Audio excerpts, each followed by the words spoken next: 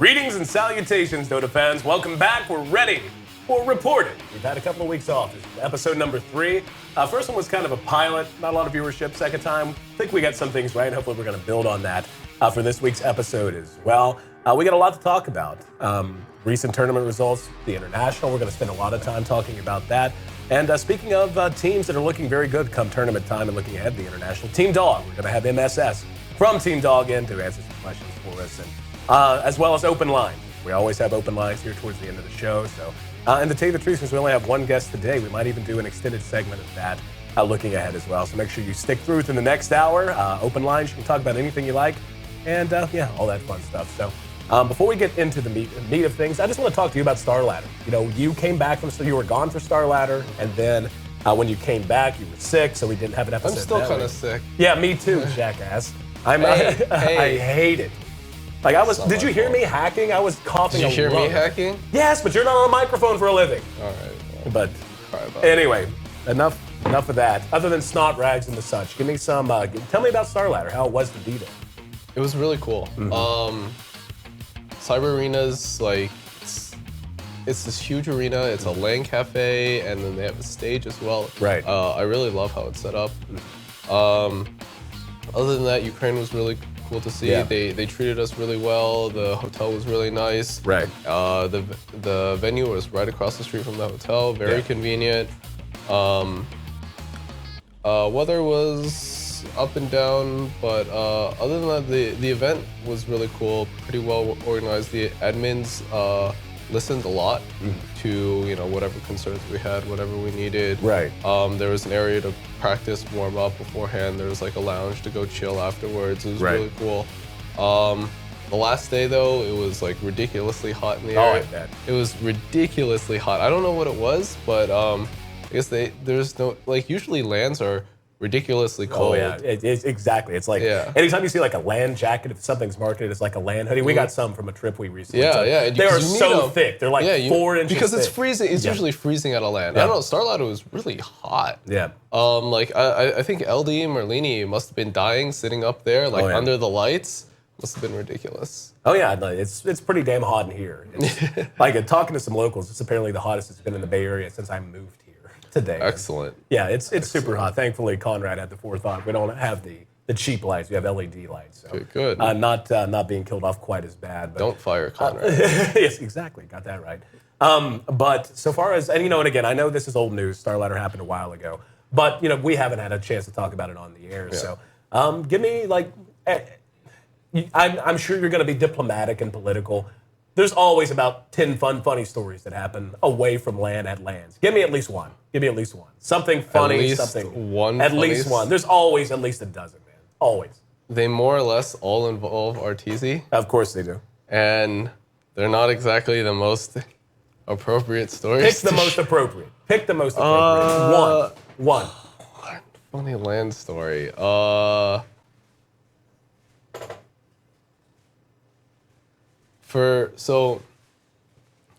guess for the longest time, I don't know if I should. No, you got to. Come on. It's live, not television. It's live. We're on the air live. You're on the spot. You got to do it. Conrad's even fine-tuning another camera just so it can zoom in on your face. Yeah, see the beads of sweat that are gathering. So, going to Star Ladder, RTZ had some stomach problems. And I've told this story before. They haven't done it on Reported. Okay, so he had some stomach problems, and we took him to a bunch of like pharmacies, and we got him a bunch of different stuff to try and get him to go. But so it was a blockage problem, not a leaky pipe problem. It was definitely a blockage problem. Okay. And so couldn't get him to go, and then for the longest time at LAN, he just couldn't go. Oh God.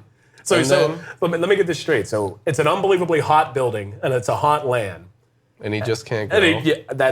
That might be hell. That might be the definition. Well, eventually the stuff that we got him eventually worked. Okay. But it worked all at once. But it took a long time, and I remember like going in and out of his room, and he's just like shirtless in his boxers, running around, going, fuck, dude, I just can't go. And he's like, this is awful. And then I remember once the Universe, who was rooming with Arteezy, going, can you get out of there? I need to take a shower. And it's just, the timing of it was great. Well, so what you're telling me is, as is typical for Arteezy, he had trouble playing the 2 position, right? All right, so we'll end on that. And, well, actually, Conrad's working on things, so we'll continue that conversation. We're going to do our weekly rundown coming up in just a moment. So, yes, we did just have about a 3-minute conversation about a professional player's excrement, and that's quality journalism. It's what we do. Okay, so that's kind of goofy. That's a fairly child-friendly. It's toilet humor. Give me a funny one from an esports perspective.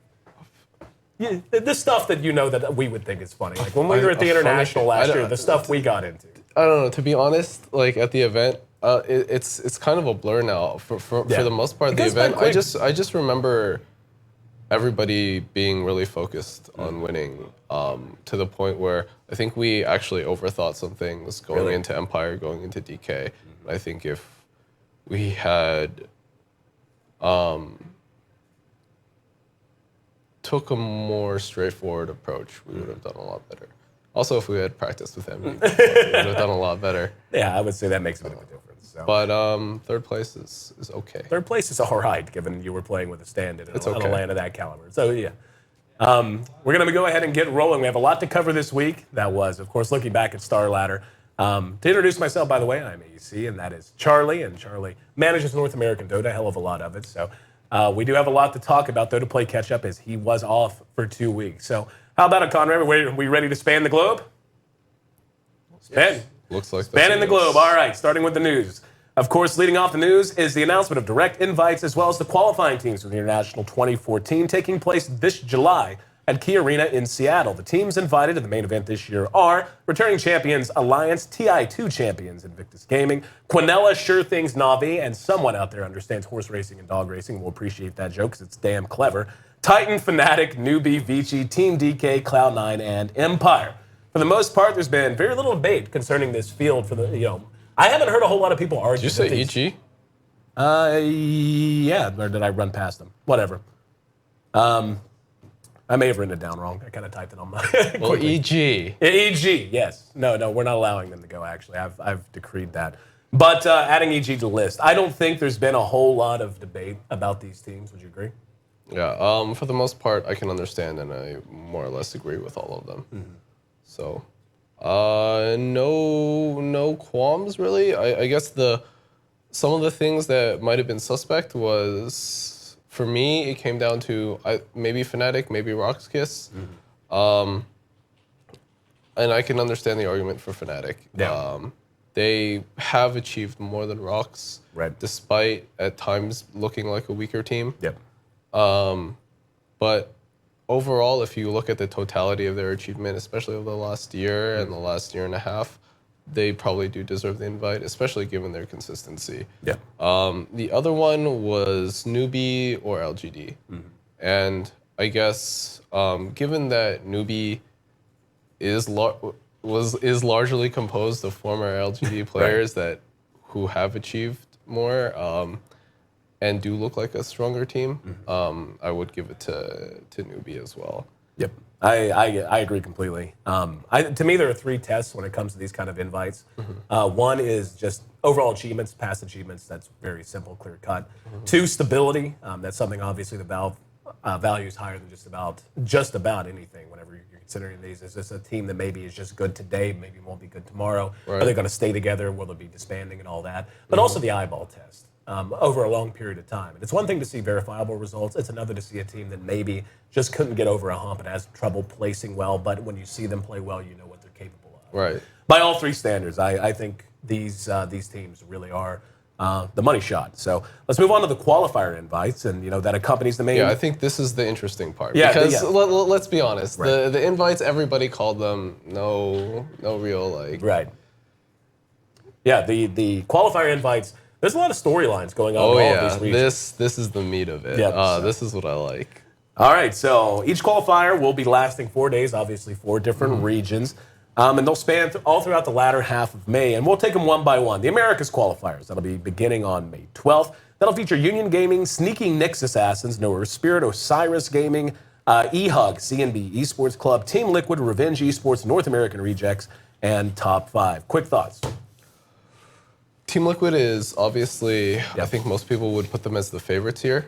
And then if I were to pick top 4 to come out of groups, it would be Team Liquid, North American Rejects, Sneaky Nicks Assassins, and probably Revenge. Really, above eHug? Yeah. See, Yeah. like yesterday I actually went on Live on 3 with DJ Wheat and Slasher. It was me and K-Pop. And we had this exact same conversation. When you look at the America qualifiers, depending on, like, if you look at like how they've looked over the last 2 or 3 weeks, it feels like all of those teams that you would normally want to pick to come out have all beaten each other. And then you have teams like Osiris. If I'm not, Osiris beat North American Rejects. And was it them or Sneaky Nicks Assassins? They beat one of the two. I think it was Sneaky Nicks. It Yeah. might have been Sneaky Nicks Assassins. Right. But I think the results that you see for North American Rejects in the last 2 weeks are not going to be indicative of how they're going to play come qualifier time, because they are the newest out of all of these, and they probably arguably also have one of the deepest and most experienced talent pools. By far. So a lot of these guys are just they're shaking off the rust. So I think, give them more time.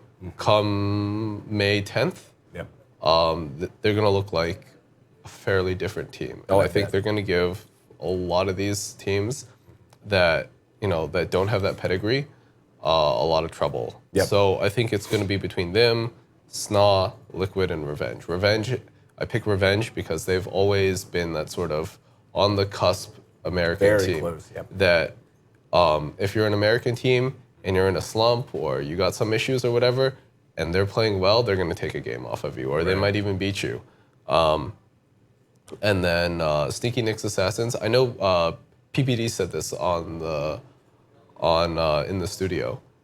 They practice all the time, and they do. I always see Fluff and Mike in the Scrim channel just spamming people. Let's go Scrim, let's go Scrim. I think they work really hard. And it's not just Fluff and Mike might be the most known players on that team, but SNA, Ush, they are good players in their own right. And they're going to work really hard for this, and they want it. So I think you can probably look at them to make a deep run, maybe even cause an upset. And then Team Liquid is the obvious favorites. Been here for a long time. They get the best. They get the most consistent practice against the most consistent and tier 1 teams. They also have the most experience. They have the most formal structure around them. They're going to go boot camp for this. They have everything in place to take this, and they should be the favorites. Yep, I agree. The 4 you picked were actually the 4 I picked on Live on 3 last night.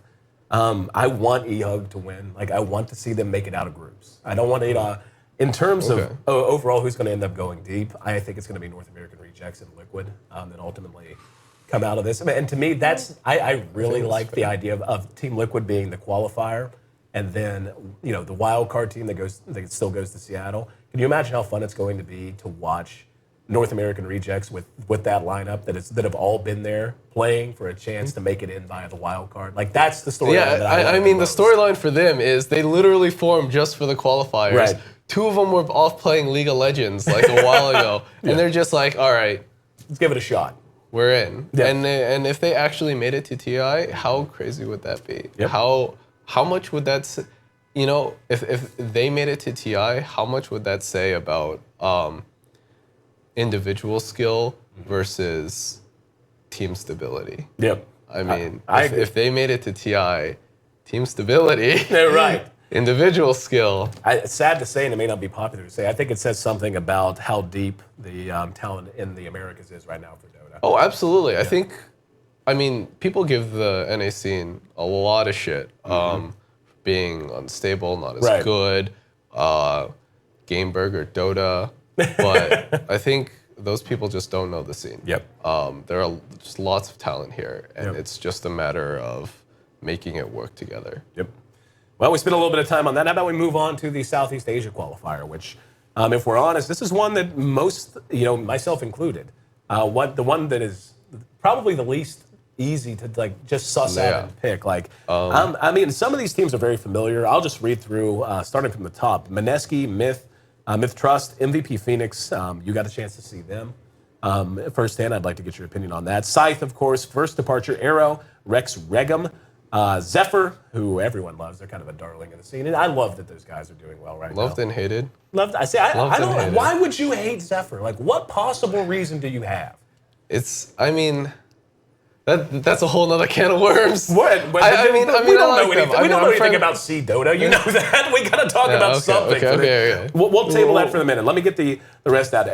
Execration. Is that written right? Yeah, it's execration. Is it okay? That sounds like me. That sounds more like a spelling error than anything else. And Orange Esports. So.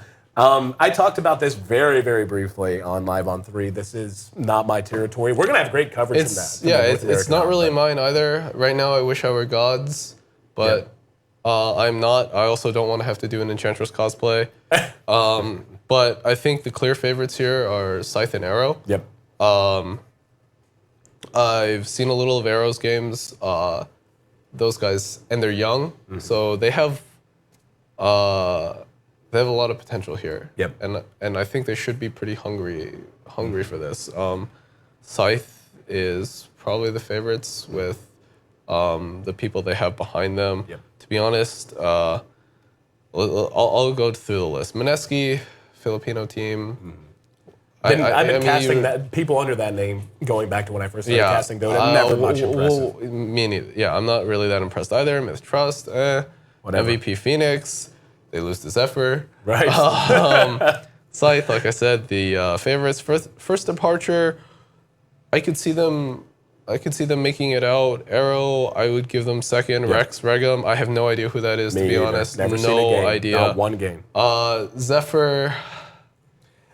Here's what I have to say about Zephyr. And I think as a manager, you've seen this, and anyone who plays, and it's not like I'm an amazing or professional level player or anything, but so much of Dota and executing in Dota can come down to how cohesive you feel as a team combined with your relative level of confidence coming into a match. And I'm sure as a manager you see this all the time. Teams that are especially newer players or whatever, teams that have not been on a stage this big. And it's not like these, it's not like Blitz and everyone are unfamiliar to performing under pressure. I mean, they all know how to play. They're all personalities in their own right. But Zephyr, aside from just winning money and being a part of the Korean scene, they have been in a situation now for a while where they've been able to develop their own style, kind of independent of outside influence, build confidence, and build team cohesion in an environment where they really, for the most part, only had each other to turn to for that kind of cohesion. Right. I think that matters a lot. I think that gives them but a at the end of the advantage. day, they haven't beaten. Right. They don't really have results over the other teams. I would actually, I'm gonna retract my statement. I'm actually gonna say Arrow's gonna beat Scythe. Yep. See, and that's the thing, when you look at results, it's like it comes back to what we were talking about, the eyeball test and results. I don't think there's any debate based on nothing but results. Scythe and Arrow, at least from what I've seen and what the preliminary research I did, because again, this is not my geographic area of Dota. I know just about as much as most folks could, just based on watching it very intermittently and then reading about it and trying to keep up with it that way. Those seem to be the favorites. I really think Zephyr comes out of the group stage, and I think they come out strong. I think they do. Who on Blitz, this list? Will, you guys, I love you. But is this like the old like Southern grandmother who, before she's getting ready to say something terrible about someone, goes, "Love his heart, bless but he murders kittens. No, bless his heart." I don't see them getting. Actually, maybe fourth. I think depends on how well they do against maybe Orange or. Yep, Orange was my next question. How do you feel about Orange? I've watched very little of them. I guess we'll see. I mean, I think they may have the talent to make it out. Right. I don't know how. I honestly don't know that much about how they are internally or what their situation is like. So I guess we'll see. I think if they go in feeling good, feeling stable, I think they'll make it out. Let's move on now to the China qualifier that begins May 20th. featuring Tongfu LGD Gaming, CNB China Orinda Dreamtime CIS Game, Speed Gaming, New Element LGD CDEC, and Hyper Glory Team. Who you like coming out of this? I mean, LGD, that's everyone's first LGD. answer. So let me put it this way. How do you feel about, just for fun, CIS? What do you think of that team? They've had some notable wins here and there. Yeah. They all have potential. To be honest, I don't know. I think I feel like this is a group where a lot of teams can beat other teams, right? Depending on what happens that day. I think LGD is the clear favorite, followed by probably HGT. You think? HG, yeah, I've seen some good stuff out of HGT. Yep. I've seen them push teams like IG and teams like VG to. I've seen them push them, and it's like even when they lose, I see flashes of brilliance. Yeah, or at least like the capacity to play. They could have won at a tier 1 level. Right. And so I think HGT, Tongfu, LGD. I have no idea who's my third team. I'm honestly actually not. Maybe Dreamtime. Yeah, Dreamtime is honestly kind of in there for me. They're in the mix. But I'm not that comfortable picking like a top 4. Yeah, it's tough, and that's what makes the drama so palpable in these qualifiers. Is, even the format, the fact that you have the group stage. Group stages can do weird things, man. Like group stages, a team that comes in that's completely unexpected to make noise, suddenly they knock off 1 or 2 top picks, they just upset, and then they win the rest of the matches because they're riding high in confidence, and you have a number 2 seed going into the bracket that no one foresaw. Like that kind of thing can happen. And then when you have, just to come back to Southeast Asia for a minute, something we talked about last night on Live on 3, but I think is very true for pretty much all of these, except maybe Euro. I don't know if the European is going to be as competitive, but in particular, Southeast Asia, these teams are so close in skill to each other that I think that's going to be the most compelling Dota we're going to see. Now, don't mistake, I'm not saying it's going to be necessarily the top end of that bracket is not going to be as good as any other region, I don't think. Okay, yeah. But in terms of relative skill difference, skill gap. Yes, I think that's going to be the most compelling. I agree, and I think China is second. Yep, exactly. I think there's a good maybe top 6 in China that could all give each other good games. Right. Moving on to European now. Begins May 24th. It'll be the last qualifier we have. Next KZ, Meet Your Makers, Virtus Pro, Team Dog, and of course MSS will be on in just a moment to talk about Dog and what's been going on with them. Roxkus, Aware Gaming, Relax, Power Rangers, Monomaniacs, and He United. My upset pick for the entire thing, Power Rangers are going deep. I'm calling it. You are wrong. I don't think so, man. I don't going think so. Deep? I'm not saying they're going. I'm not. Okay. I will go as far to say. Okay, they're definitely getting out of the group fine. They might get out of the They're group not going stage. to win. They're not going to win the That's full. That's not much of a prediction. They're going to Seattle. They're going to get to Seattle as a wild card. Really? Yes. Okay. I think so. No, I think you're wrong. Okay. I think you're dead wrong. Then tell me why. Tell me why. Because I think top 2 are going to be Team Dog and Roxkus. Roxkus I'm on board with. Dog. Are you serious? I want to see Dog keep playing well. Are you serious? For an extended You don't think they're going to go to Seattle? Do you remember looking back, what was it, 3-4 weeks ago? Dog, and yes, it was a different team, different players, and so on, was the ballyhoo of What am I of the hearing tournament right area. now? They were not the ballyhoo I of the want to see tournaments. them perform well. I want to see them perform well for the next 2 weeks, 2-3 weeks. Okay. Then I will change my mind. They've been performing pretty well for the last 2 or 3 weeks. Right, and I want to see him do it for another 2 or 3 weeks. Okay, so, but you think Power? I think Roxkus is right for an upset too, though, because just watching them in D2L Western Challenge play, when they look good, they look damn good. When they don't, they lay. Okay, an egg. but in D2L and other premier tournaments, they're playing tier 1 teams. Right. These are not tier.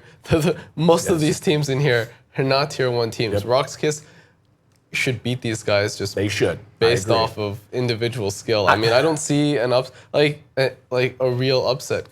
Power Rangers will definitely come out of the group stage. Okay. And I may have I can be with you there. overextended a bit. I don't know. Like, there's no way it's chalk in every one of them, though. Like, that's the thing. When you start looking at qualifiers that are broken in the regions like this, it is just not very likely that we're going to see exactly what we expect with this many teams involved and in this many regions. So you start to look and But I think the skill gap here between the top teams in EU and the bottom are pretty high. But see, Power Rangers is one of those teams that you talked about it before. Like these teams that are right on the cusp of of making it to that point. I think PR has been there for a while. I like the way they play. Yeah, they've been there for a while. They've had a long time, and they haven't broken that cusp, and there's a reason why. But there's always going to be a point where you do break through. I mean, okay, from your point of view. It's not going to be this time. Okay, tell me why. Convince me. Because Dog and Rocks are better teams. They have better players, and they have better strategies. I agree. But there's no way every team that's the better team is going to win it. It just doesn't work that way. No, it usually is, though. No, it's not. It usually is not that way. Okay, in Dota, I would say the better team, not necessarily always on paper, but the better team usually almost always wins. Yes, it depends on how extended you make it. Like, and this is also dependent on how much we know about these teams, right? And the people making these judgments. Mm-hmm. And you're wrong. And I'm right. That's it. Yeah, I haven't heard that before. Somebody who, okay, let's flip it around then. I'm making mine. I'm out on a limb. I'll stay out on my limb. I like the way they play. They play hyper aggressive. All right, fine. I think in group stages like this, a style like Power Rangers tends to lend itself very well. And it makes them more prone to upsetting bigger, better teams. It just does. They're so aggressive. They're so good in the first 20 minutes. That's mine. Look at the whole list here and tell me who you think has the biggest chance to pull an upset and to go deeper and to at least make it to... An upset? Yeah, an upset. Because it's not going to be probably, chalk. I don't know, Monomaniacs or VP. Really? Monomaniacs? I don't know. They got that hype train behind them right now. Yeah, exactly. So, See, so you jump on that hype train? No. I'm not saying I'm not jumping on that hype train. I'm saying that there is one, and maybe they're buying into it as well, and that momentum might help them mentally. Other than that, I don't know. Maybe VP MYM has a name, but they're like they're the Mufsy of Dream League. So I'm not throwing a lot behind them. I'm talking the whole thing, like all regions. You're focusing in on Europe. It's like someone's going to surprise us. My guess is Power Rangers. The upset? Yeah, is going to pull a sequence of upsets that puts them much more in the mix than we would all think they would be. No, I would pick mine from China. You're just going to pick a team you don't know anything about. So no, I wouldn't. I'm not going to say China because I wouldn't call most of those, like one of those teams winning necessarily an upset. Right. So I would say SNA or North American Rejects. That's not an upset, but those aren't upsets. Are going to beat Team Liquid. Okay. That's really hedging your I had to pick one, Sam. I'm sorry. I had to pick one. All right. So just a reminder, all the coverage for the qualifiers will be handled between the two hubs in North America and Europe. I'll be there with BTS along with Synderen and Sunsfan from Dota Cinema, so make sure you tune into that. A lot of people announced that we'll be stopping by the European hub just before we went to press here for Reported. So I'm sure we'll be expanding too because you got to keep up with the Joneses and the such. So we've actually spent a lot of time talking about the qualifiers. We're halfway through our hour. So we're going to beast through all of this very quickly. Yeah, we need to get MSS on. Do we need to do that now? Is he on a time? No, but I mean, I told him like 3:15. Okay. I'll read through this real quick, and you can add thoughts as we go, just so we can finish up the news. Looking ahead to the second biggest Dota tournament of the summer, ESL 1 in Frankfurt, we're now beginning to see preliminary play get rolling and the field begin to take shape, as the European and American qualifiers are already seeing some play. Most notably, stages 1 and 2 of the Euro qualifier are already complete, which saw the newly remade Team Dog, or Dogma, if you're all about community inside jokes, go on the tear in Group B, finishing 5-1 in the group stage before snatching a 3-2 win over Empire. Know your thoughts. You think I'm an idiot. Dog's good. They are. They've shown it. That alone. They beat Empire. Yes. Just give it time. Someone's going to pull an upset. It's going to happen. I just don't know where or when.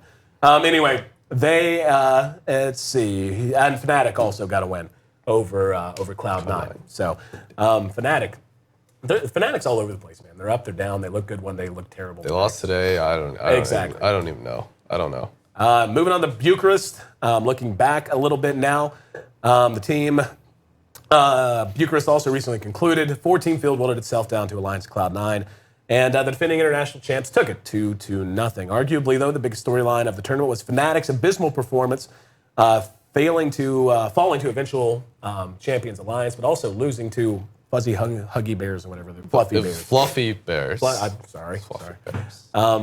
What's going on with Fnatic, man? I mean, we both know the guys. Like, they're good friends of ours, and I'm sorry I'm snotting everywhere. I'm sick and it's hot.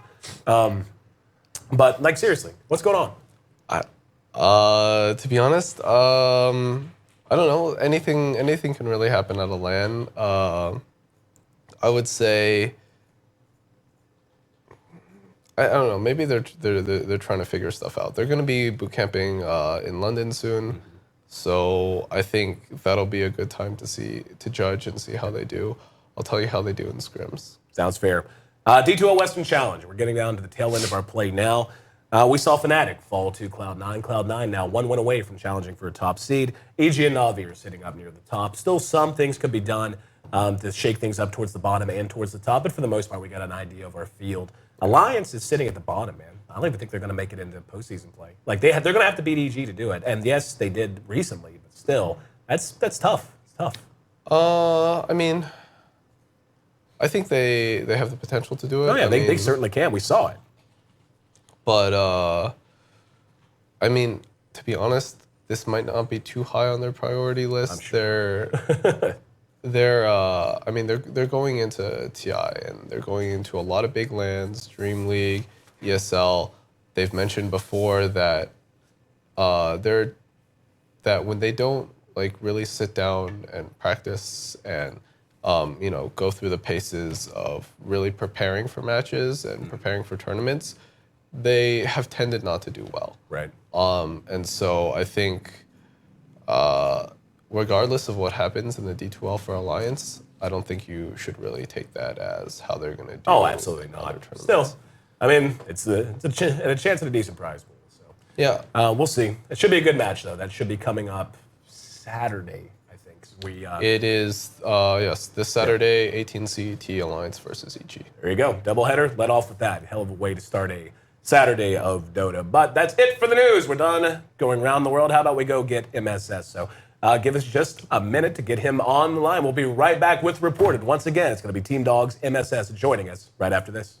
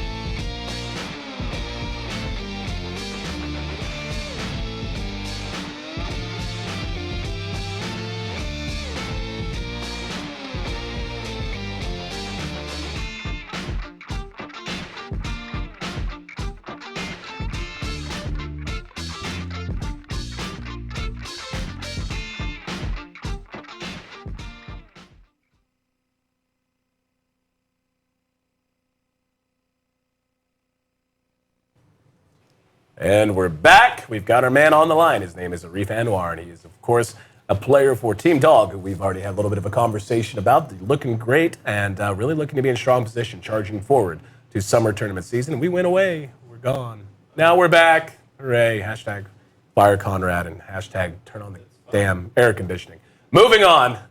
Jumping in, I'll let you do a little bit more of an introduction for Arif before we get rolling. You know him better than I do. So how would you introduce him to someone who's never heard of him before? So I would introduce MSS as the North American stand-in prodigy. He is a pretty prolific player. He started out playing for Fnatic North America, and then really got recognized by playing for virtually every Tier 1 North American team as a stand-in at some point or another right before the International 2013, and did really well. I think a lot of people on all those teams were very impressed with him. I was impressed with him. He made some big plays, and as a stand-in, that's really hard to really take the risk and go for the big play. And he did it, and he did really well, and he was the go-to stand-in, and then EG recognized his talents, picked him up, and then following the reshuffle after that, he found his way to Team Dog, and you guys are going to the international qualifiers. Yep. Yeah. There he is. Okay, just making sure he can hear us. So there you go. Great introduction from him. Welcome in once again, MSS. Thanks for joining us, man. Thanks for taking time out of the day, and a pleasure to have you on. So how about we start at the beginning? You started your professional stint in Dota for Fnatic NA, then you rang for those 3 big NA teams right before TI3, like Charlie was talking about. Then you found your way onto the EG roster after that, and obviously now you're on to Dog. Break that down for us. What is every stage of your progression, not just of your career, but just developing as a player? What's that been like?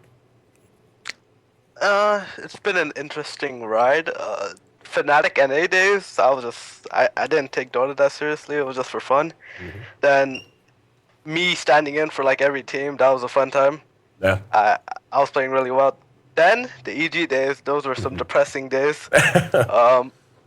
I'll admit I was playing like ass during that time, but that team had many issues, not including me only. And now on Dog, I've reached a point where I'm really confident now in my play. And I'm not as afraid as you think you're good to make calls. Oh, no. Relax, Charlie. So you made mention. It sounds like the time that you spent with EG was particularly rough. I'd be remiss if I didn't ask. Dive into that as much as you can. Tell us why. How about we phrase it this way? You sound like you're in a really good place with Team Dog now, and you guys are having some success. Compare and contrast that with what sound like some tough times that you had when you were part of the EG squad before the reshuffle. I mean, problem with that old EG squad was we really didn't have like a leader type of figure, like who had like good drafts too. So, but I won't hold back. We didn't have any like support players, pretty much like a true support player. Mm-hmm. But on Dog we have Misery and Paz, who are really really good support players that often carry us to victory. All right, and like from where you fit into things, like, how much of a relief is it to have that additional support, to have that experience that you're talking about, and to have a more comfortable environment because of it? It's really good because like having a strong leader, like really helps you know what to do, pretty much. On the ODG, like how do I explain this? They would sometimes look at me for captaining, and I was not prepared for that, and I honestly couldn't do it because I was too inexperienced. But now, like when I can just follow orders and just do my own thing, that's really really good. Who would you say is the biggest voice of leadership and cohesiveness within the new Team Dog or Dogma or whatever we choose to call them now? Our leadership is split between Misery, Pycat, and Fada. Mm-hmm. I wouldn't say there's like one bigger source of captain, like leadership. They have their equal share of input, and I like how it is right now.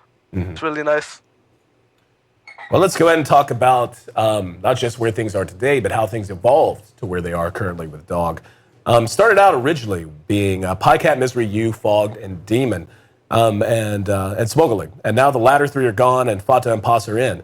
What was the process like in the metamorphosis of the Dog Squad? And I don't think there's really any questioning based on what we've seen recently. A Dog has shown up over the past weeks and months in different iterations, but I think this is the most successful. Like, what was the most important factor, and what was the being part of that process like to get the ingredients and the balance just right?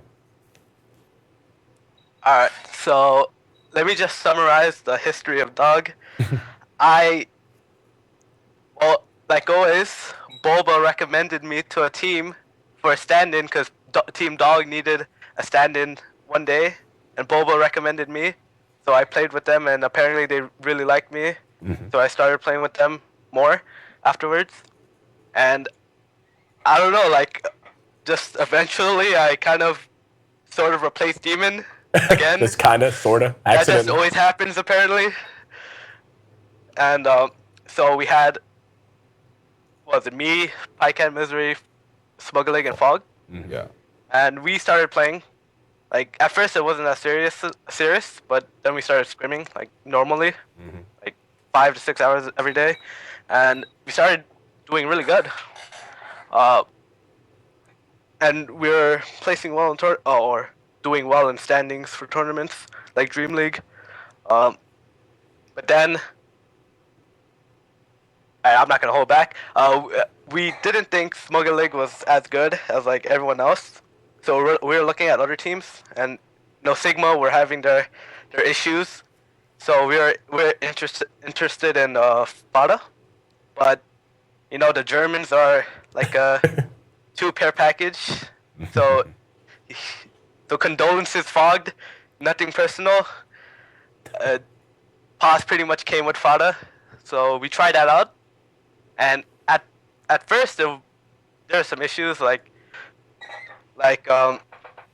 some ideas clashed with the others, and some arguments with Spur, and it was pretty awkward for me. But then we sort of fixed it, and now we're in a really good Spot. moment. Yeah, spot. Thank you. If Fada and Pos didn't come as a package, would Fog still be on the team? Great question. Probably. Oh. Maybe. That's a great question, Charlie. Like watching the metamorphosis of Dog is, there's been so many questions about it. And, moving just back to talk about Fada for a minute is, Fada's played well for a long time going back to last year and so on and so forth. But I remember something that Syndrin told me, actually, going back to, I want to say it was like the D2L Season 3, the finals we had in Valencia, if I'm not mistaken, said that he had never played with someone like Fada who just seemed to understand the way enemy teams moved. He just was so studious of tape and replays and all that, and that he really took control of terms of just calling out where he thought they were going to be moving and trying to stay 2-3 steps ahead. Has that been your experience, or has he played more of a just general role? Oh, everyone on this team has really good game sense and knowledge. They usually know, like, if someone's being smoke ganked or if they're doing rush. And I'm really confident in this team.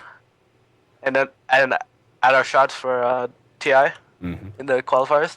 Yeah, that was going to be my next question. Looking ahead to the qualifiers, you guys are considered by many, and by Charlie, and by myself, by the way. I'm not saying Are you serious, dude? No. Another time. We'll hash it. We'll hug it out. Moving ahead to the European qualifiers. He's not a fan, dude. He thinks Moving ahead to get upset by like Power Rangers or something. I think PR has the chance to upset someone. I think they do. I stand by it. He thinks it's you. Looking ahead to the European qualifiers, tell me, other than the obvious answer, which is Power Rangers, what teams you think are going to be your major competition moving ahead to the qualies? Honestly, I think the only competition for us would be Roxkus and maybe Monomaniacs. Really? You put them above PR? Thank you. Probably. I don't know. They're one of those teams that you don't know what they're gonna do, and they have really good potential, and they can easily just take a game off of anyone. All right. And they have before against like Fnatic Oh yeah. and Empire, I think. PR's beat Na'Vi before. Like, how is taking a game off? I think at some point or another, every single team has taken a game off of Na'Vi. Yes, fair enough. But I've seen PR do it more often than most. All More right. often than most. That's fine. I will live on my island if I have to. It'll be a one-man show. But just a couple more things, and then I'll be going to the open lines. Looking around the globe, not outside of the Europeans, at all of the qualifiers. When you look at the talent that are in all of the qualifying pools, name one or two teams from, and I'm hoping to get away from the obvious answers of who's going to be everyone's favorites to come out of each qualifier. Just one or two teams that you would recommend from each qualifier that you think maybe are a little bit underrated or might overperform. Oh man, for Americas, it's obvious that Team Liquid should win that, and if they don't, I'm gonna flame the shit out of Sam. But Excellent. I have a feeling Revenge can do really good. Mm-hmm. I don't think North American Rejects are that strong. Like they're really good individually, Mm-hmm. but like that doesn't win games. It's draft and team play. It's either that or Sneaky Next Assassins. They're pretty good. Right. All right, I wish I can tell you something about Southeast Asia and China, but But you're like the rest of us, and you don't know a damn thing. Yeah. Excellent. gotta believe in Zephyr though. Yes. Even though they probably don't have a shot. Yes. So good. Zephyr, that's right. All right. I have think- faith. China's probably gonna be like LGD +1. I don't know, Yeah. like maybe CIS game. I don't know these teams.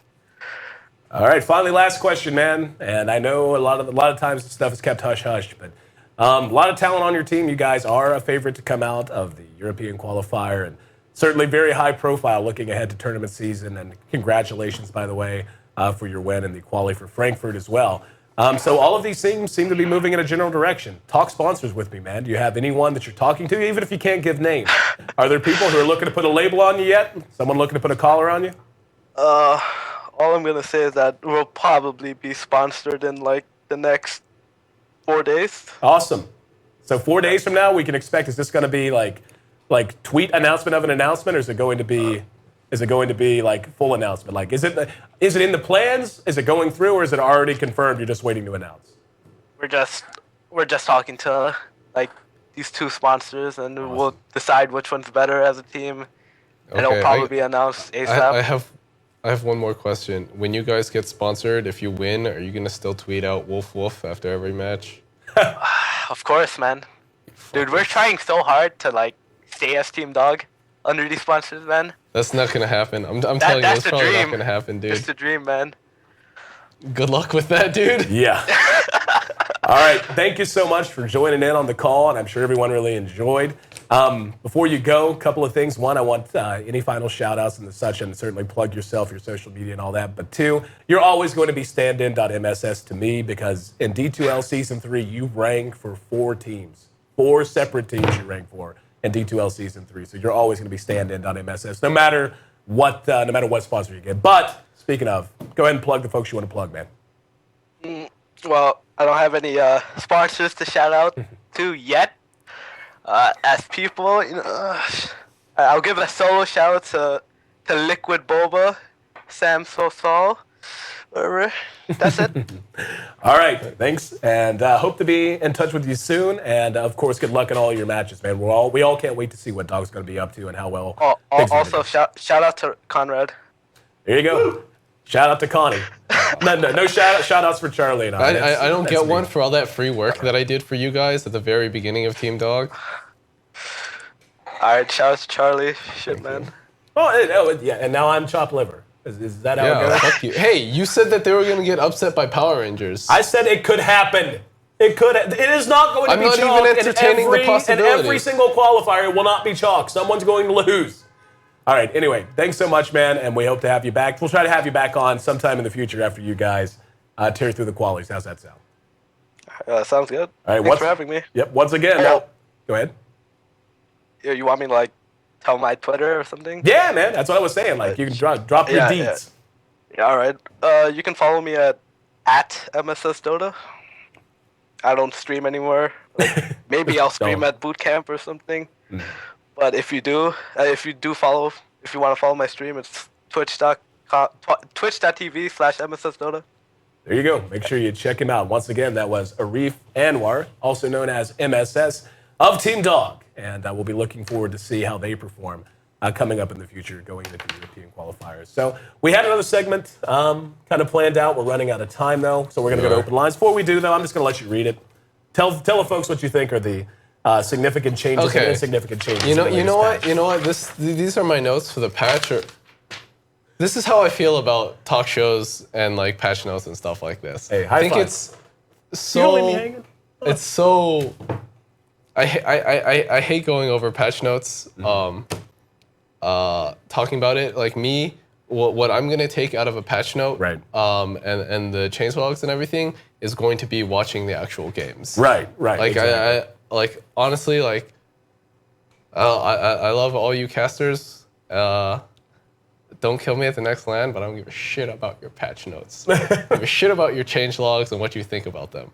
Just gonna watch the game, so I don't care. All right, there you go. That's what I feel. Charlie dropping hammers and dropping knowledge, and not being happy about others dropping knowledge. But we'll be right back, guys. We're gonna have open lines here on Reported coming up in just a minute. Once again, I'm AC. That's Charlie Monolith Yang. Call in, talk to us about whatever you want to talk about for about the next 10 minutes or so. Stick with us. We'll be right back.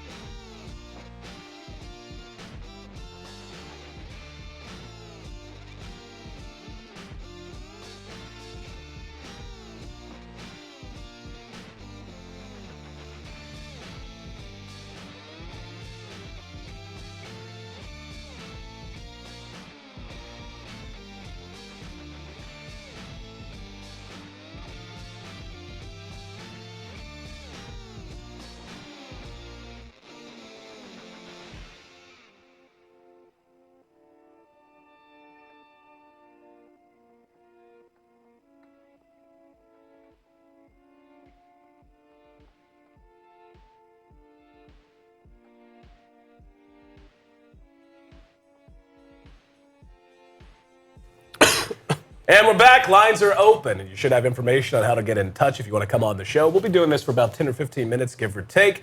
And to give all of our people we don't know, all of the strangers across the world that want to call and flame and everything else, time to go ahead and get that info. We're going to go ahead and bring on our good friend Greg. Greg Laird. Hopefully I'm pronouncing your last name correctly. He is founder of High Ground TV. And yeah, love you, brother. How you doing? What's on your mind? I'm doing pretty well. So I've got a two-part question. The first part's mostly for Charlie. And I guess AC, you probably have an opinion on this as well. So Charlie, you mentioned like NA players. There's a lot of talent. There's a lot of individually really skilled players, but we haven't seen a lot of like really solid teams besides, NA rejects sort of come together at the last minute. Do you think it's like actually a problem, or do you think it's fine? And then the second part of the question is, what's the issue in NA that's preventing these teams from sort of coming together? Okay, so your first question is NA doesn't have enough solid teams, and is that a problem? Yeah. Yeah, that's kind of a problem. Okay, all right. So the second part of the question. As to why, I would say a lot of it has to do with it's hard to find. Let's say you're building a team, and you need people that you respect. You need to respect their skill level. They need to be able to work well with you. They need to be able to devote enough time to this and to have the same and be on the same wavelength as you in terms of how you want to play the game, how much time you can commit to the game, what times you're available for the game, and somebody has to fit all those criteria for you to be able to play on a team with them. They also can't play the same position as you. Yep. So you have, all these things that somebody needs to fit. And, the people that fit that are very few and far in between. So it's very unlikely that you're going to find a lot of people like that in North America, especially because the cost of living here is higher. You're not going to be able to, make a living playing Dota unless you're at the very, very top. Whereas compared to China, Eastern Europe, or Southeast Asia, it's much more feasible there. So you think it's sort of just like a given issue that you can't really fix? I had to mute my sound. Do you think it's a given issue that can't be fixed, or are there ways we can go about trying to change that? There are. It's just going to take a lot more time. Okay. Mm-hmm. It's going to take teams developing, players developing, people getting older, the infrastructure around North America getting better to the point where it can support more teams. Mm-hmm. All right. And fair enough. Fair enough. I think, generally speaking, I'm trying to manage the calls that are beginning to come in a little bit. But yeah, like whenever it comes to I think time really is just the big factor. I mean, when you look at how Dota feels in different regions, North America's. We have a very, very strong grassroots scene, but in terms of just having a lot of core teams that come up, we're finding that, but we are beginning to see it happen more and more often, I think. You're definitely the expert on that in terms of managing most of North America. It's just going to take more time. Do what? It's just going to take more time. Yeah. Well, do you think the tournaments in the NA scene are sufficient for that growth to actually happen, like tournaments like the ADL and stuff? No. It's not sufficient. Sorry. I mean, it's a great step, but it's not enough. Things here's the problem with a lot of the tournaments in the NA scene. A lot of the tournaments I'm going to turn this down so I don't hear myself. A lot of the tournaments in the NA scene are they're great tournaments, great events for a lot of the tier 2 and lower teams in the world. And it's a great way to build the scene. It's a great way for them to get money and grow awareness for themselves. But at the same time, Dota is so top heavy. Yep. Most of the viewers only want to see the big name teams. They don't care so much about the smaller fish. They want to see their Alliance versus Navis. They want to see their EGs versus Liquids. They want to see their Empires. Yep. And so, because it's so top heavy, you don't have regional tournaments like that aren't going to have the support to really keep on growing and to keep on getting bigger names. And then an additional problem with that is the tier 1 North American teams like sort of Cloud9, EG, and Liquid. A lot of times those players hate playing in those tournaments. They don't like really playing in MLG TKO or the American qualifiers or JDL America or whatever. Great events, great tournaments, but it's not really catered to them because they're going to have to slog through a bunch of teams that they don't really deem as, not to be arrogant, but just as a matter of fact, not to be worth their time because because their time is really precious. They have to prepare for bigger fish, I guess. Yep. And so this is the inherent problem with a lot of the American tournaments. All right, guys, want to get to more of the calls, as obviously we love you, Greg, but they are beginning to come in a little bit more now. So very quickly, love what you're doing, High Ground. Tell the fine folks where they can find more about you guys. You can check out our website, highground.tv, and also follow us on Twitter at highgroundtv, and my personal Twitter is whatishiptv. All right, there you go. Thanks again, Greg. We'll talk to you soon, man. Bye. Bye. And now, moving on, we're going to go ahead and add Johan. Johan, are you there, my friend? Hey, man. Great to have you on. This is a guy I've had the pleasure of meeting a couple of times. Goes by the name Sun Tzu, and used to be affiliated with Join Dota. I think you're kind of freelancing it now, right? I'm at On Gamers now. Okay, yeah, that's right. I remember that now. Totally my bad. Anyway, brother, shoot a fire away. What's on your mind?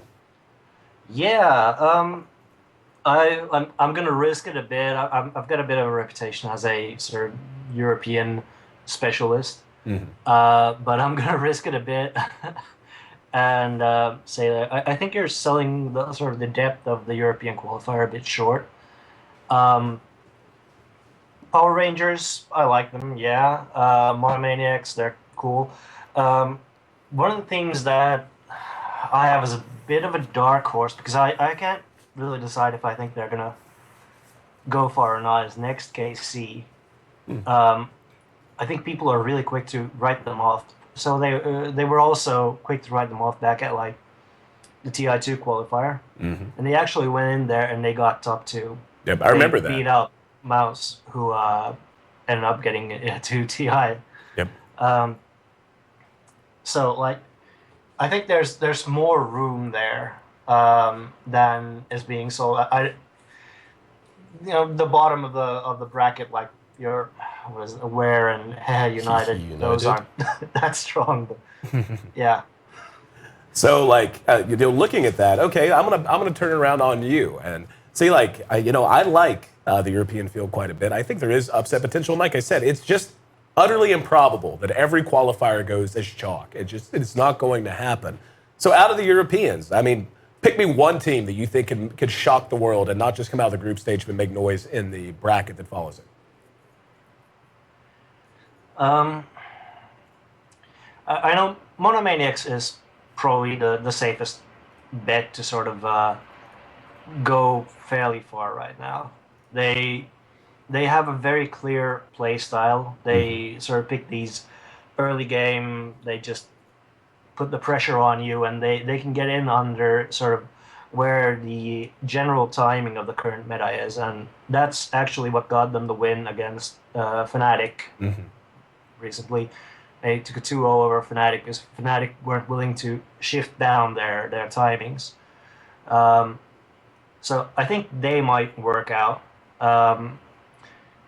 And yeah, next KC, they have a couple of really talented players, Mantis, Equal, who are just, when it really matters, they sort of end up shining. And if you're not prepared to sort of adjust to what they're doing, they can go really far. All right, would you agree, Charlie? Build on that. Or tell him he's dumb, like you do me all the time. Jackass. Didn't they lose to Dog when Dog built 5 Dragons? Yeah. That's all that was. So I mean, okay. That aside, I'm not going to use that in actual reason to why they're bad or they may be bad. Not saying that they are, but okay. This is really distracting. Hold on while I mute my sound. So I think your point about next KZ going to the finals of last year's qualifiers, I think that's really interesting. At the same time, I think every team this year is better. Yeah. The teams in the qualifiers this year are better. They're better than Mao's was last year. The depth of the qualifiers much higher. Or I wouldn't say that. I would say that the skill gap is much higher now between the top teams in Europe and the bottom teams in that qualifier. Right. I think, sure, they won't be bottom 2. Right. But I think they have their work cut out for them if they're going to try and break top 4. I mean, I don't want to say that they're bad, and I don't want to say that they don't have potential, but this is a competition, and in the end, you're judging them relative to everybody else, and I would say there's at least 4 teams better than they are. Oh yeah, it just comes down to what we talked about. And, I keep joking about it, but it is hard to pull an upset in an extended format where you have an extended group stage where you're going to be tested time and time again. It's not like a lot of brackets where you get one upset and suddenly the bracket's busted. That kind of a thing. So next KZ is just one of those teams that I feel like it's been they're in every international qualifier, and they always like make you kind of raise an eyebrow for a minute, and then you kind of put your eyebrow back down and go, oh no, never mind. And but yeah, I think European qualifier is going to be very interesting. I think it's tough to call. I mean, when you obviously China and Europe are the two that most likely are going to have the highest quality Dota, like at least in the top. So far as exciting Dota, still think Southeast Asia is going to be the most competitive, just because Southeast Asia is so broad. It's like almost 8 teams that can like. Well, I think Sight is a fair bit ahead, but like the next 7 are really close. You can't really predict the second place, but like I think Europe is also like Dog is really quite far ahead. All right, Johan, thanks, brother. We're going to go ahead and let you go now and move on to another one once again.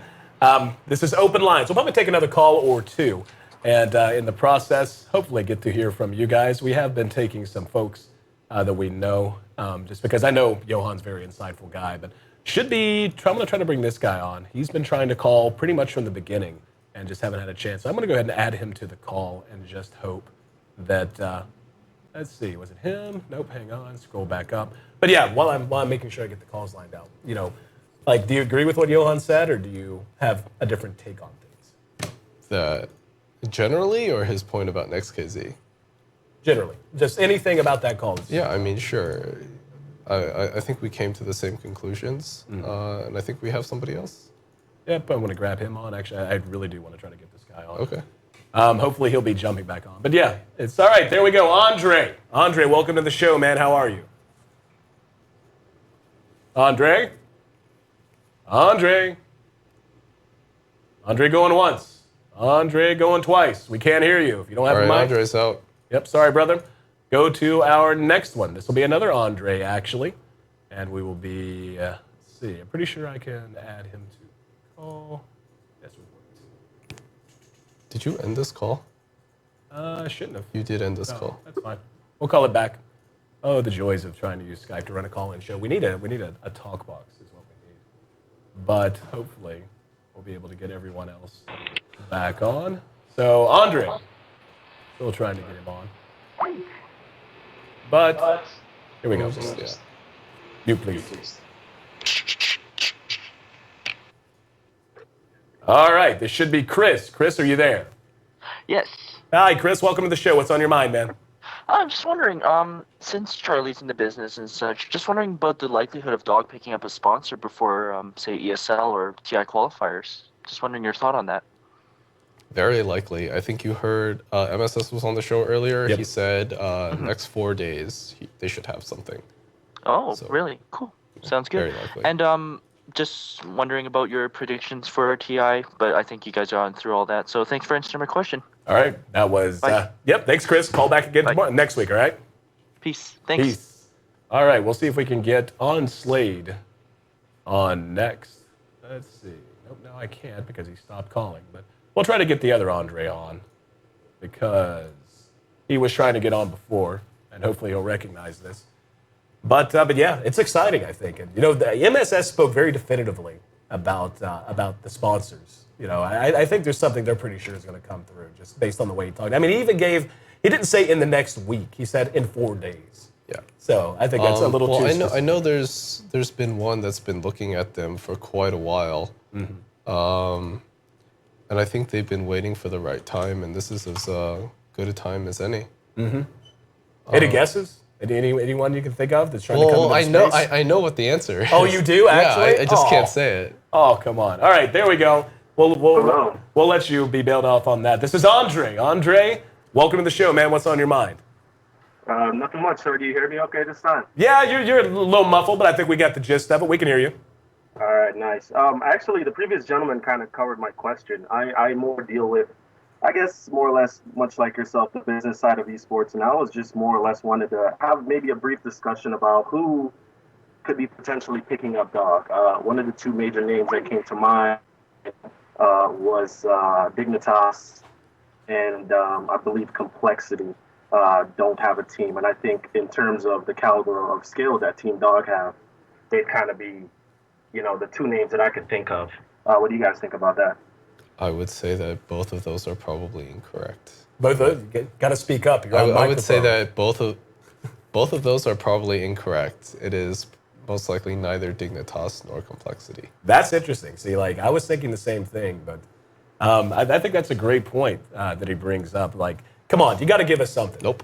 Something. Nope. Something. Nope. Give us a color of a product. Like, what label? What color is on their label? Yellow, black, Yeah. red. No. Jason Lake. All right, Andre, thanks. I'll keep trying to pull teeth and see if we can get some info out of him. Call back next week, problem, all right? Sir. Thanks, man. Take it easy. You too. All right, we'll be moving on. Now we're going to have Michael. Michael, are you there, my friend? I can hear myself. Need to turn down your speakers. Oh, yeah, I'm sorry. Hold on a second. Not a problem. Yeah, I was just wondering, I know you guys touched on it a little bit earlier.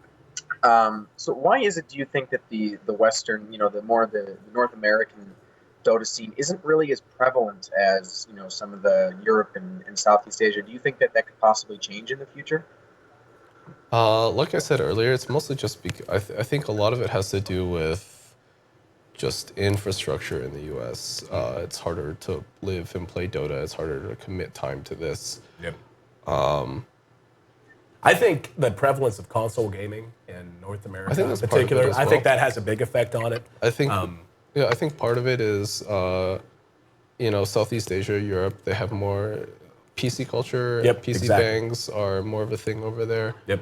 I think it's sort of all of these things coming together, just making For a similar example, I'd say look at Japan. Like, the Japanese love their competitive gaming.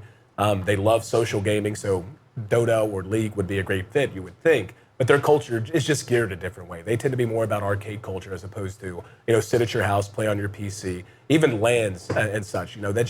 It's not as prevalent there. And I think in the U.S. it does have something to do with console culture. And not to say there's anything wrong with it or anything bad about it. But like Charlie said, I was not super involved in it. I don't know it nearly as well as Charlie. But I think if you just give it time, and the fact that the International's here every year, at least for the foreseeable future, I think that alone is going to just add huge gobs of people to the North American community year by year by year. Would you agree, Charlie? Yep. Yep. All right. Any other? I think we're gonna do one more call after you. So I'll give you one more question before I go to the next call. If you have anything else on your mind, if not, you can go. I was just wondering. I mean, do you think that in the future, do you think that the U.S. could essentially get, or North America so much? Do you think that they could end up, being where Southeast Asia or Europe are, having these elite teams that could really, match up to the other, regions?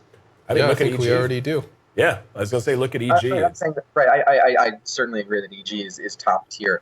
I mean, but we only have, a handful of teams, whereas there are so many, when it comes to, some of the other regions. Right. I would say, in general, I would say China is probably the most ahead of us. Like, if you break this down into region by region, I would say CIS has, they have two or three, I would say 3 or 4 big teams, big tier 1 teams. Roxas, Empire, Navi, and then Virtus Pro is sort of there. Right, Influx. And then, but if you look at, if you break it down by country, not very many of those countries themselves really have that much representation. You're taking Europe as a continent, whereas North America is really just 2 countries. Right. 2 very big countries, and they do have they have premier representation in 2 teams. Mm-hmm. And then they have a lot of, tier 2 teams that sort of, fight for their spot. Right. Do I think North American Rejects, SNA, or Revenge, could they put up a fight against some of the tier 2 teams of Europe? Yeah, I think so. Given equal ping, I think absolutely. Just look at it this way: plug them into the European qualifier and tell me that they don't have a chance to make noise. Sure. That load speaks to it. And so I think part of the reason the North American scene seems to be lacking as well is that Dota has traditionally been bigger in Europe. And so when you have a bigger, older pool of players to choose from in Europe, your scene is just going to be bigger. And then the newer players in Europe have more chances to play against some of the better teams in Europe. So you have that, faster progression. Alrighty, thanks for the call, man. We're going to do one more really quickly. Michael, call back next week, man. Thanks, appreciate it. That was Michael. And thanks to him again. And last one, we're going to be adding I Am Obviously Me. You're live on the line. What's on your mind, my friend? Hi, yeah. I was just wondering, like, the show is going great. Thanks for having me here. But I was just wondering that why do you think how do you think the pub scene? We know that the pro scene is affecting the pub scene, but do you ever think that a pub scene, like a match, like between like maybe a big pub match, well, in fact, pro scene, like in terms of item pickups, hero draft, or things like that. I don't know. It was just on my mind. And I think what he's asking here is, do you think that maybe like say pros are watching a pubs, or maybe they hear about something because it becomes popular in the pub meta before pro, and then it translates over into something professional teams start to do more often? Yeah. And this is definitely a Charlie question. First off, hey Oren. I think pros do derive a lot of inspiration from pubs. A lot of them do practice there, and they do try things out in ranked matchmaking and IXDL and in-house leagues and stuff like that. I don't think too many of them like go and watch a pub and they see someone owning with whatever and go. And they go, that's the next thing. Yeah. That's what puts us over the top. That's the way to win games. Yeah. I think at most they'll probably when they're in a pub themselves and something works or something seems really strong. Right. They're like, okay, let me think about it some more, talk to my teammates, maybe I'll try it in a pub and see for myself. And they go through testing on their own before they're like, all right, we'll do this. All right, man. Thanks again for the question, and thanks for being a viewer, as well as everyone else. And hope to have you back next week, okay? All right, thank you. All right. That's it, guys. We're done for today. That's episode 3 of Reported. Put it in the books. One of the most common requests we're getting is for an audio podcast form. We're kind of working on that, and hopefully we'll be doing not just this, maybe in that format, looking ahead to the future, but also more content. So make sure you stay tuned. Once again, thanks to each and every one of you for joining us. We'll be back next week, if everything goes as scheduled anyway, with another Reported broadcast on Thursday. I'm AC. You can find me on Twitter. I'm at AYESEE. Guy to the next, I was going to say to the left of me, then I looked and I'm looking I am to the left. But it's reversed because the camera and my brain just died because I have that awful plague you brought home from the goddamn Ukraine. Are you serious? Can you stop? Stop, please. All right. Give him the deets, man. Twitter and such. I'll stop coughing. You can follow me on Twitter at Monolith Dota. There you go. Make sure you check him out there. Make sure you keep up with the D2L. Any other shout-outs before we say goodnight? Shout out to my team. To who? Shout out to Ichi. Shout out to my boys. There you go. Shout out to EG. Shout out to you guys. We'll catch you next week again, Thursday. And if you're a Dota fan, as I would imagine most of you are, how about you tune in coming up on Saturday for our doubleheader of the D2L Western Challenge. Till then, enjoy your morning, evening, or afternoon, and enjoy some Dota.